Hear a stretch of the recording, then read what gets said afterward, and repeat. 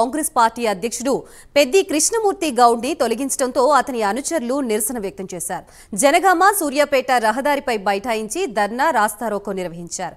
కృష్ణమూర్తి గౌడ్ ని పదవి నుంచి తొలగించి జిల్లా ఎస్సీ సెల్ అధ్యక్షునిగా ఉన్న నల్లా శ్రీరామ్ ని అధ్యక్షుడిగా నియమించారు.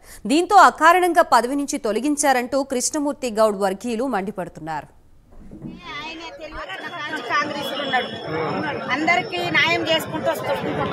ఆ మేడం కూడా మాకు తెలియకున్నా కానీ అందరిని తీసుకుపోయి చూయించిండు, నడిచిండు, గెలిపించినాం. ఒక్కరోజు కూడా మేడం వచ్చి కూడా ఎవరికి ఆడల్లో కనపల్లే దేవుళ్ళకి వచ్చి నేను వచ్చినమ్మా మీరు ఆడోళ్ళు కదా, మీరు ఆడోళ్ళు రాని రాని అనలే. మొగోళ్ళు కూడా చెప్పకుండా వాళ్ళే పోతారు, సరే ఎవరో ఒకరు పోని అని మేము అనుకున్నాం. కానీ ఇవాళ తీసేయడానికి ధర్మత కాదు. ఆమె తీయొద్దు చెప్పరాకున్నా కూడా ఆయన కష్టపడ్డాడు, ఆయనే ఉండాలి.